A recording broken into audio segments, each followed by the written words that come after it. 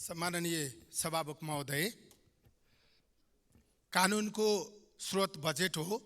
बजेटको प्रभावकारी कार्यान्वयन भयो भने मात्रै कानुनी राज्य भएको महसुस हुन सक्छ। त्यसकारण संसदले बजेटलाई प्रभावकारी ढंगले कार्यान्वयन गर्ने, बजेटमा सबै विषयहरू समावेश गर्ने सन्दर्भमा महत्त्वपूर्ण भूमिका खेल्नुपर्छ। समस्याहरू धेरै छन्।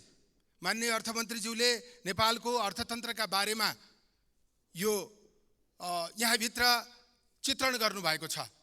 धेरै विषयहरू पनि परेको जस्तो देखिन्छ, तर एकदमै पुनर्संरचना गर्ने गरी यो नआएको हो कि अलिअलि नुन नपुगेको हो कि जस्तो पनि देखिएको छ।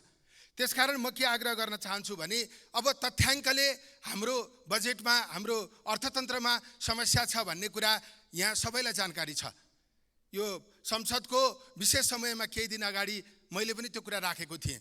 यो समस्या छ भन्ने कुरा हामी सबैलाई थाहा छ। अब समाधान कसरी हुन सक्छ त?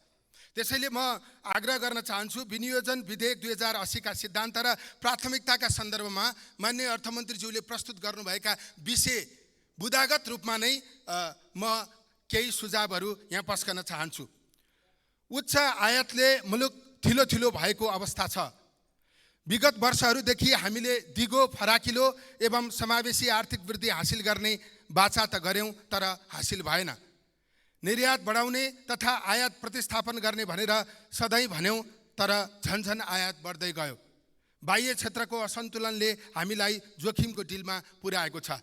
त्यसैले म आग्रह गर्न चाहन्छु, आगामी आर्थिक वर्षको बजेट आत्मनिर्भर अर्थतन्त्र, सेल्फ सफिसिएन्ट इकोनोमी निर्माण गर्नेतर्फ परिलक्षित हुनुपर्दछ। त्यसको निम्ति सुधार ठुला कुराबाट होइन, हामीले साना कुराहरूबाट सुधारलाई अगाडि बढाउँ। म यो विनियोजित विधेयकको सिद्धान्तको बुदा नम्बर 6 मा आत्मनिर्भर अर्थतन्त्र निर्माण गरी भन्ने वाक्यांश थप्नका निम्ति म आग्रह गर्न चाहन्छु। त्यस्तै बुदा नम्बर 7 मा सामाजिक सुरक्षा कार्यक्रमलाई औपचारिक क्षेत्रमा कार्यरत श्रमिकसम्म विस्तार गरिनुपर्दछ। नेपालमा सामाजिक सुरक्षा सबैलाई प्रदान गर्ने सजिलो बाटो अवलम्बन गरिएको छ, जसले गर्दा घोषणा गरिएको छ तर सबैले प्राप्त गर्न सकेको अवस्था छैन। त्यसैले जसलाई आवश्यक पर्ने हो उसलाई मात्रै सामाजिक सुरक्षा सेवा, सुविधा, आर्थिक सहायता उपलब्ध गराउने व्यवस्था गरिनुपर्दछ। कसलाई आवश्यक पर्ने हो र होइन भन्ने कुरा राज्यले तथ्याङ्क निर्माण गर्नुपर्दछ। बुदा नम्बर 10 मा निजी क्षेत्रको मनोबल अभिवृद्धिले पेटवलीका विषयलाई समेट्न सकेन। गैर आवासीय नेपालीलाई लगानी गर्नका लागि अझ सहज वातावरण निर्माण गरिनुपर्दछ। युरोप, अमेरिका, अस्ट्रेलिया लगायतका देशमा बसोबास गर्ने नेपालीलाई यहाँ लगानी गर्न आकर्षित गर्ने प्रावधानहरू राखौँ। प्रत्यक्ष वैदेशिक लगानी भित्राउन पनि नसकेको, अनुदान पनि ल्याउन नसकेको वर्तमान अवस्थामा नेपालीको लगानी नेपालमै गर्ने स्थिति निर्माण गर्न सक्नुपर्दछ। नेपालमा अपार्टमेन्ट किन्न चाहने विदेशी नागरिकलाई सुविधा दिने भनेर बजेटमा ल्याइयो, तर कानुन बनाउन नसकेका कारणले त्यो कार्यान्वयन हुन सकेन। बजेटका प्राथमिकताहरूको सन्दर्भमा बुदा नम्बर 12 मा कृषि राखिएको छ।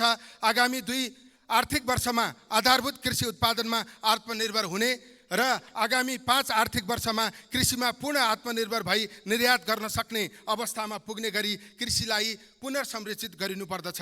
आत्मनिर्भर हुन चाहने कृषि उपजमा उत्पादनमा आधारित अनुदान प्रणाली लागू गर्न आवश्यक छ। हाम्रा कृषि उत्पादनको पेटेन्ट राइट हामीले गुमाउँदै गएको अवस्था छ। यसको संरक्षणमा थप प्रयास गरिनुपर्दछ। रासायनिक मलको देशमै उत्पादन गर्ने व्यवस्था गर्नुपर्दछ। त्यसो हुन सकेन भने G2G प्रणालीबाट आयातमा सहजता ल्याउन आवश्यक छ। कृषि उत्पादन बढाउने र युवालाई कृषिमा आकर्षित गर्ने अभियान यो बजेटले घोषणा गर्नुपर्दछ। नेपालमा रहेका उच्च मूल्यका जडीबुटी उत्पादन, सङ्कलन, प्रशोधन र उपयोगमा जोड दिने कार्यक्रम यो बजेटमा ल्याइनुपर्दछ। उत्पादनमा आधारित अनुदान दिने व्यवस्था यो बजेटले गर्नुपर्दछ। कृषि उत्पादनलाई उद्योग सरहको मान्यता दिने व्यवस्था गरिनुपर्दछ। खाद्यान्न अपुग भएका स्थानहरू पहिचान गरी स्थानीय सम्भाव्यताको अध्ययन गरी उत्पादन बढाउने तथा आपूर्ति नियमित गर्ने प्रणाली विकास गरिनुपर्दछ। कृषि पर्यटक, एग्रो टुरिज्ममा ध्यान दिने हुनुपर्दछ। बुदा नम्बर 13 मा उद्योग उद्योग दर्ता, नवीकरण लगायतका प्रक्रियामा रहेको झन्झट र मोलमलाइजाले निजी क्षेत्रमा लगानी गर्न कोही पनि उत्साहित भएको छैन। त्यसैले डिजिटल प्रविधिको प्रयोगबाट सेवाग्राही र सेवा प्रदायक भेटै नभए पनि काम हुने स्थिति निर्माण गरिनुपर्दछ। सबै सेवाहरू एकै ठाउँबाट पाउने व्यवस्था गरिनुपर्दछ। कुनै पनि सरकारी अधिकारीले तजविजीय अधिकार प्रयोग गरी काम गर्न वा नगर्न नपाउने स्थिति हुनु हुँदैन। उद्योग प्रशासन प्रणालीमा सुधार गरिनुपर्दछ। आफ्नो उत्पादन नै उपयोग गर्ने स्थिति निर्माण गरिनुपर्दछ। वाणिज्य बैंकहरूमा ऋण लिन जाने युवालाई परामर्श दिने, व्यावसायिक योजना बनाइदिने र व्यवसाय सञ्चालनका प्रारम्भिक चरणमा मद्दत गर्न सक्ने गरी बैंकमा विशेष सहजीकरण डेस्क राख्नुपर्ने बाध्यकारी स्थिति बनाउनु पर्दछ। युवालाई उद्यम तथा व्यवसायमा लाग्नका लागि कम्तीमा सबै प्रदेश सदरमुकाममा बिजनेस इन्क्युबेसन सेन्टर स्थापना गरिनुपर्दछ। उत्पादनमूलक उद्योगलाई दिने सुविधा अन्य क्षेत्रलाई दिने सुविधा भन्दा फरक हुनुपर्दछ। त्यो सहज पनि हुनुपर्दछ। 80-90 को दशकलाई औद्योगिक विकासको दशकका रूपमा बजेटमा प्रस्तुत गरिनुपर्दछ। बुँदा नम्बर 14 मा शिक्षा तथा स्वास्थ्य विश्वविद्यालयमा हुने राजनीतिक नियुक्ति अन्त्य गरी स्वचालित र प्रतिस्पर्धात्मक ढङ्गबाट पदाधिकारी नियुक्त गरिने बाध्यकारी व्यवस्था गरिनुपर्दछ। सार्वजनिक विद्यालयहरूलाई सुधार गर्नका निम्ति सार्वजनिक विद्यालय सुधार अभियान घोषणा गरिनुपर्दछ र दरबन्दी कम भएका विद्यालयहरूमा दरबन्दी थप गर्ने व्यवस्था गरिनुपर्दछ। मध्यम स्तरीय मिड लेभल प्राविधिक उत्पादन गर्ने शैक्षिक संस्थाहरू देशभर स्थापना गरिनुपर्दछ। वैज्ञानिक अनुसन्धान तथा आविष्कार केन्द्रहरूमा लगानी बढाउने व्यवस्था गरिनुपर्दछ। देशमा नै सुविधा सम्पन्न विशिष्टकृत अस्पतालहरू स्थापना गरी विदेश उपचारका लागि जानुपर्ने बाध्यात्मक अवस्थाको अन्त्य गरिनुपर्दछ। सबै प्रदेशमा शिक्षण अस्पताल स्थापना गरिनुपर्दछ। भइरहेका अस्पतालमा उपकरण नभएमा त्यसलाई पहिलो प्राथमिकता दिएर उपकरण जडान गर्ने व्यवस्था गरिनुपर्दछ। सबैलाई स्वास्थ्य बिमामा आबद्ध गर्ने, विपन्नलाई निःशुल्क स्वास्थ्य बिमा गर्ने व्यवस्था गरिनुपर्दछ। बुँदा नम्बर 15 मा पूर्वाधार विकास काठमाडौँ पोखरा मार्ग स्तर उन्नति तीव्र ढङ्गले अगाडि बढाइनु पर्दछ। भारत र चीनसँग व्यापार प्रवर्धनमा मद्दत गर्ने सडक पूर्वाधार विकास गरिनुपर्दछ। युटिलिटी करिडोर निर्माण गर्ने कानुन बनाउनु पर्दछ। काठमाडौँ उपत्यकालाई एक प्रशासनिक इकाइ बनाई सम्पूर्ण विकास निर्माणका काम एकीकृत रूपमा सञ्चालन गर्ने गरी पद्धति बसाल्नु पर्दछ। हाइब्रिड एनयुटी एचएएम उपयोगमा ल्याई ठुला पूर्वाधारमा निजी क्षेत्रको संलग्नतालाई वृद्धि गरिनुपर्दछ।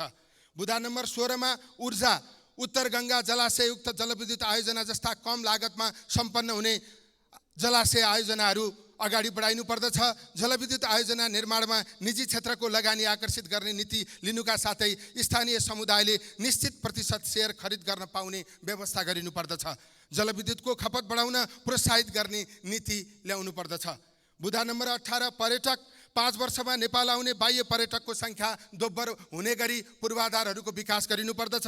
देशभरमा होमस्टेका सूचनाहरू एकीकृत गर्ने डिजिटल प्रणाली विकास गरी होमस्टे प्रवर्धनमा विशेष योजना ल्याइनु पर्दछ। बुँदा नम्बर 19 वन देशमा जङ्गल बढेको छ, निजी जमिनमा जङ्गल हुर्केको छ, तर काठको आयात विदेशबाट हुँदैछ। वन नवीकरणीय स्रोत हो। वनको वैज्ञानिक उपयोग गर्ने नीति बनाउनु पर्दछ। हाम्रो वन त्यस्तै रहने तर काठ आयात गर्ने वर्तमान अवस्थालाई अन्त्य गरिनुपर्दछ। वन पनि नघट्ने, काठ आयात पनि गर्न नपर्ने स्थिति सिर्जना गर्नुपर्दछ। वनमा आधारित उद्योग, कृषि तथा पर्यटनमा पनि जोड दिनुपर्दछ। बुँदा नम्बर 20 युवाले सञ्चालन गर्ने व्यवसायका लागि सहुलियतपूर्ण कर्जा प्रवाह गर्ने व्यवस्था गरौँ। स्टार्टअप बिजनेसलाई प्रवर्धन गर्ने नीति लियौँ। प्रत्येक प्रदेशमा एक सुविधा सम्पन्न स्टेडियम निर्माण गर्ने घोषणा यो बजेटले गर्नुपर्दछ। बुँदा नम्बर 22 मा अन्तर्राष्ट्रिय सम्बन्ध नेपाललाई भारत र चीनको व्यापारिक साझेदार, सहजकर्ता र ट्रान्जिटको रूपमा विकास गर्नका लागि सम्बन्ध विस्तार तथा पूर्वाधार विकास गरौँ। देशलाई ल्यान्ड लिङ्कका रूपमा लिई उदयमान अर्थतन्त्रको लाभ लिन अधिकतम तयारी गरौँ। अविकसित मुलुकबाट विकासशील मुलुकमा स्तर उन्नति हुँदै गर्दा देशले गर्नुपर्ने तयारी गरौँ। नेपाल भारत बीचको सीमा व्यवस्थित नगर्दासम्म हाम्रो अर्थतन्त्र तथा शान्ति सुरक्षा र सुशासन कायम गर्न कठिन भइरहेको छ। सीमाको नियमित निगरानी गर्न सक्ने गरी सीमा व्यवस्थापन गर्ने स्थिति निर्माण गरौँ। बुँदा नम्बर 23 मा वित्तीय संघीयतालाई वैज्ञानिक ढङ्गले लागू गर्ने परिस्थिति निर्माण गरौँ। बुँदा नम्बर 24 मा वैदेशिक रोजगारीमा जानेलाई अनिवार्य सिप तालिम प्रदान गर्ने, गन्तव्य मुलुकमा कार्यरत श्रमिकको नियमित व्यक्तिगत विवरण र उसको अवस्था अद्यावधिक हुने प्रणाली विकास गर्ने, श्रमिकको संरक्षणका लागि दूतावासमा पर्याप्त जनशक्ति, श्रम सहचारी तथा अन्य सुविधा उपलब्ध गराउने, श्रम सम्झौताको अक्षरशः पालना हुने व्यवस्था गरिनुपर्दछ। बुँदा नम्बर 25 मा लघुवित्तमा लाग्ने गरेको अस्वाभाविक उच्च ब्याज दर घटाएर वाणिज्य बैंक सरह बनाउन नीतिगत व्यवस्था गरिनुपर्दछ। सहकारी संस्थाहरूको लगानी उत्पादनमूलक क्षेत्रमा लगाइने व्यवस्था गर्नुपर्दछ। राष्ट्र बैंकका प्रादेशिक कार्यालयले काम गर्दा प्रदेश सरकारसँग पनि समन्वय हुने व्यवस्था गरिनुपर्दछ।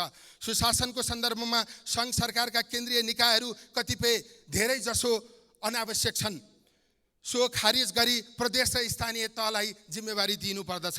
विशेष यो सार्वजनिक यातायातको सन्दर्भमा विशेष कानुनी व्यवस्था गर्नका निम्ति पनि म आग्रह गर्न चाहन्छु। खर्च पुनरावलोकन आयोगले दिएको प्रतिवेदनलाई कार्यान्वयन गर्न यो बजेटले प्रतिबद्धता व्यक्त गर्न आवश्यक छ। पुँजीगत खर्च